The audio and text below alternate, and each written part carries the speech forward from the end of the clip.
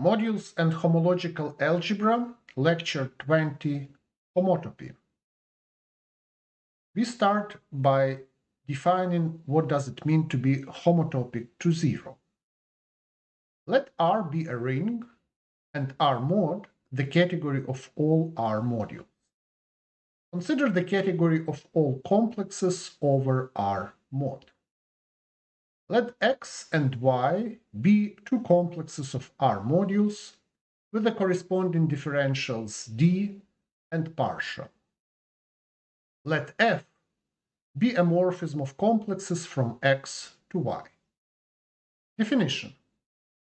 We say that F is homotopic to zero, provided that there are homomorphisms for each integer I, so the homomorphism hi from xi to yi minus 1, such that the component fi of our homomorphism f bullet is equal to the sum of the composition of hi plus 1 after di and partial I minus 1 after hi. Diagrammatically, we can represent this as follows. So here in the first line, we have our complex x with differential d. In the second line, we have our complex y with a differential partial. So our homomorphism f from x to y has components which are given by the vertical lines. And now our homomorphism h, which is required in the definition of f being homotopic to zero, is the collection of maps. So here we have the map hi from xi to yi minus 1. So here we have hi plus 1 from xi plus 1 to yi, and so on. So we have all these h's which go down and to the left. And then our condition says that our vertical map fi, this one, should be equal to the sum of two maps. First, hi plus 1 after di, so this is this composition, and then partial I minus 1 after hi. This is this composition. So fi is equal to the sum of this composition plus this composition, and this should hold for any I. Here is an example. Let M be any R module, and for this module M, consider the following complex. It only has two non-zero components, both equal to M, and we have the identity map on M between them. All other components of the complex are equal to 0, and all other maps are the zero maps. So we claim that the identity map on this complex is homotopic to 0 via the following homotopy. So we write this complex as the first complex and also as the second complex, and we have the identity map as vertical maps. So we have identities on zeros everywhere, except for the identity on M on both non-zero components. And now we define the homotopy H as follows. It is 0 almost everywhere apart from this component, which goes from the right M of the first complex to the left M of the second complex, and we define this component to be equal to the identity on M. And now we can check that in both non-zero positions, so here the identity on M is equal to this composition, which is identity on M, plus this composition, which is 0. Similarly here, the identity on M is equal to the 0 map, which is this composition, plus the identity on M, which is this composition. So the identity on M for this complex is homotopic to 0. Now we can define the notion of homotopic maps. We will use the following notation to show that some morphism f of complexes is homotopic to 0. We will write that f is homotopic to 0 in this way. So f tilde sub h 0. And terminology, the map h, which provides this property of being homotopic to 0, is usually called the homotopy. So now let f and g be two morphisms of complexes from x to y. Definition: we say that f and g are homotopic, provided that their difference f minus g is homotopic to 0. And we will denote it similarly to the previous notation. So f bullet is homotopic to g bullet, so f tilde sub h g. Equivalently, we can say that this means that there is a homotopy H such that each Fi is equal to Gi plus the sum of two compositions. So the first summand is Hi plus 1 after Di, and the second summand is partial I minus 1 after Hi. So now we have defined the notion for two maps in the category of complexes to be homotopic. And the main property of this notion is the following. The relation of being homotopic is a congruence on the category of all complexes of R modules. Proof. What we need to prove? We need to prove that if F is homotopic to G, then F after R is homotopic to G after R, and R after F is homotopic to R after G for any suitably composable morphism of complexes R. So we will prove the first claim, and to prove the second claim is a nice exercise. So let us assume that the homotopy between F and G is given by H. So Fi minus Gi is equal to Hi plus 1 after Di plus partial I minus 1 after Hi for all I. If we compose both sides of this equality with Ri on the right, we will get the following, that Fi after Ri minus Gi after Ri is equal to the sum of the following two summands. The first summand is Hi plus 1 after Di after Ri, and the second summand is partial I minus 1 after Hi after Ri. Since R is a morphism of complexes, we have that D after R is equal to R after delta. So here delta is a differential in the domain complex for R. Hence, our difference Fi after Ri minus Gi after Ri can be written as Hi plus 1 after Ri plus 1 after delta I plus partial I minus 1 after Hi after Ri. And so we can deduce that F after R is homotopic to G after R via the homotopy which is given by composing H after R. So we have this homotopy here after the differential, and we have this homotopy here before the differential. And we have the sum of these two summands, and this gives us a difference between our two morphisms. This proves our proposition. Now we can define the homotopy category. Definition: the homotopy category K of R is defined as the quotient of the category of complexes of R modules, modulo the congruence given by the homotopy relation tilde sub H.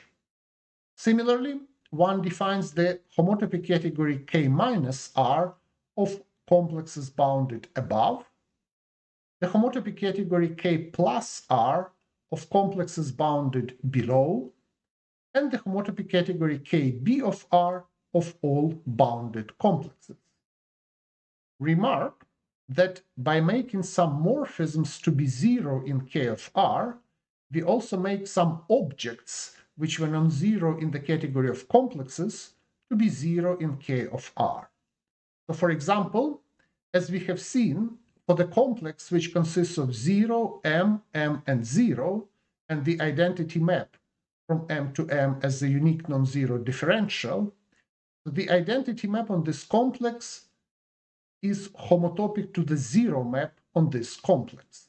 And this makes this object, this complex, which is a non-zero complex in the category of complexes, if m is non-zero, but in the homotopy category, it becomes the zero object because the identity map on this object is homotopic to the zero map. So the identity and the zero map on this object coincide in the homotopy category. We can use homotopy category to define homotopy equivalent complexes. Definition: two complexes are called homotopy equivalent if they are isomorphic as objects of the homotopy category. Remark: the homotopy equivalence is of course an equivalence relation, because being isomorphic in a category is an equivalence relation on objects. For example, as we have already seen before, the zero complex is homotopy equivalent to the any complex of the form 0 goes to m, then isomorphic to m again, and then to 0. Consequently, as we can form direct sums of complexes, any complex x is homotopy equivalent to the direct sum of x and the zero complex, and so also to the direct sum of x and any complex of the form 0 goes to m, isomorphically to m, and then to 0. And so adding and removing direct summands of this form, 0 goes to m, isomorphically to m, and then to 0, always gives homotopy equivalent complexes. We can add a bunch of such complexes or remove them, and we always get homotopy equivalent complexes. Here is one more complicated example. Let us show that the following two complexes of abelian groups are homotopy equivalent. So the first complex is as follows. So we have 0 goes to z cubed, and then goes via the map with the matrix 1, 0, minus 1, 1, 1, 1 to z squared, and then it goes to 0. And the second complex is 0 goes to z squared, and then via the map 1, 1 to z to the power 1, and then to 0. So we want to show that these two complexes are homotopy equivalent. Let us consider the following commutative diagram. So we take our first complex, and then as a second row, we draw the following complex. We have 0, it goes to z squared plus z, and then via the matrix 1, 1, 0, 0, 0, 1 to z plus z, and then to 0. And then we have the vertical maps between the components z cubed and z squared plus z, given by the following matrices. So from z cubed to z squared plus z, we have the lower triangular matrix with ones below the diagonal, and in the opposite direction we have its inverse. That's the matrix 1, 0, 0, minus 1, 1, 0, 0, minus 1, 1. And between z squared and z plus z, we have in one direction the matrix 1, 1, 0, 1, and in the other direction its inverse 1, minus 1, 0, 1. One can check that this diagram commutes. In particular, it means that the vertical maps downwards are morphisms of complexes, and the vertical maps upwards are also morphisms of complexes. And since the components of these morphisms are given by the matrices which are mutually inverse, it follows that these morphisms are mutually inverse morphisms of complexes. So in fact, they are isomorphisms. So let us check, for example, that the diagram commutes. Let's check that to the right and then down is equal down and then to the right. So if we multiply this matrix with this, we will get 2, 1, 0, 1, 1, 1. If we multiply this matrix after that, we will get 2, 1, 0, 1, 1, 1. So we get the same matrix. So to the right and down is equal down and to the right. And since these matrices are inverses of each other, it follows that the diagram also commutes in the other direction. From this commutative diagram, we immediately see that the upper row of this diagram, which is our first complex, is isomorphic in the category of complexes to the lower row of this diagram. And this lower row of the diagram is the direct sum of our second complex, so this z squared goes to z via the matrix 1, 1, and the complex where we have z goes to z via the identity map. And this is exactly the complex which we know that it is homotopic to 0. And so it follows that our two complexes are homotopy equivalent, because they differ by a direct summand, which is homotopy equivalent to the zero complex. Next, let us discuss factorization of the homology functor via homotopy category. Recall that if we have a morphism f from a complex x to a complex y, then for each position I, the map fi induces a well-defined homomorphism from the ith homology of x to the ith homology of y. We denote this homomorphism by f overlined sub I. Theorem: let f and g be two morphisms of complexes from x to y. Assume that f and g are homotopic. Then the induced maps f overlined and g overlined coincide at each position I. Or equivalently, if f is homotopic to 0, then the map f overlined sub I induced by f is the zero map between the homologies at each position I. Proof. Let us denote by d the differential in x and by partial the differential in y. Let H be the homotopy which makes f and g homotopic. So we have fi minus gi is equal to hi plus 1 after di plus partial I minus 1 after hi. Take some element v in the kernel of di and apply this equality to this element. Applying the left-hand side gives fi minus gi applied to v is equal to, and then we have hi plus 1 applied to di of v plus partial I minus 1 applied to hi of v. V is in the kernel of di, so the first summand disappears, it's equal to 0, and so we only get the second summand, which is partial of I minus y applied to hi of v. And directly from the form of the summand, we see that the outcome belongs to the image of partial I minus 1. And this dies when we take the homology in y. So this means that applying f overlined to the class of v, we will get the same as we get when we apply g overlined to the class of v. And that's exactly what we wanted to prove. This has the following consequence. If x and y are homotopy equivalent complexes, then for any I, the ith homology of x is isomorphic to the ith homology of y. Indeed, let f be a homotopy equivalence from x to y with inverse g. Then, by definition, g after f is homotopic to the identity on x.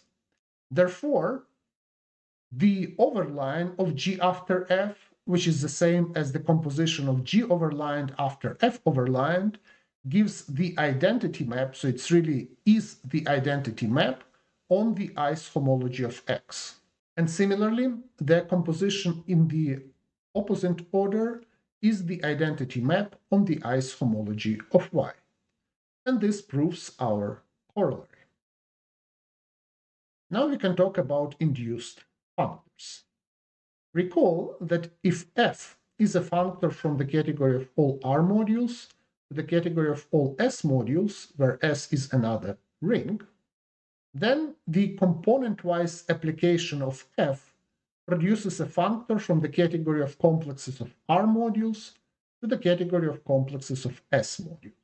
Further, applying f to something which is a homotopy in the category of complexes of R modules, we get a homotopy in the category of complexes of S modules. In particular, homotopic morphisms are sent to homotopic morphisms. This means that by factorization lemma, application of f component-wise give rise to a functor from the homotopy category for R to the homotopy category for S. And of course, this restricts to functors between the respective homotopy categories of complexes bounded from above, from below, or just bounded complexes. And finally, let us discuss the canonical copy of R mod inside the categories of complexes. Let M be an R module. We can send M to the complex of the form 0 goes to M goes to 0, where we put M in position 0. If F is a morphism of modules from M to N, then we can assign to F the morphism of complexes from the complex associated to M to the complex associated to N, and in our F bullet, all components Fi are 0 except for the zeros component, which is equal to F. And then directly from the definition, this gives a full and faithful embedding of the category of all R modules into the category of all complexes of R modules. And also, if we take two complexes in the image of this embedding, then the non-zero components of those complexes are both in position 0, and so any homotopy between two such complexes is 0 by definition, because the homotopy goes from some position I to position I minus 1, and at least one of them is 0 in one of these two complexes. And this means exactly that the embedding of R mod into the category of complexes induces a full and faithful embedding of R mod into the homotopy category of all R modules. Let us finish with some problems and questions. Question 1. Check with all details that the set of all morphisms in the category of complexes from a complex X to a complex Y is an abelian group. Question 2. Check with all details the second claim in the proof that tilde sub h is a congruence. Question 3. Check with all details that the complex of the form 0 goes to M, and then by an isomorphism to M again, and then to 0, that this complex becomes isomorphic to 0 in the homotopy category. Question 4. Check all details in the statement about an embedding of R mod into both the category of complexes and the homotopy category. And question 5. Show that the category of complexes of R modules inherits kernels and cokernels from the category of all R modules. Thank you very much, and see you next time.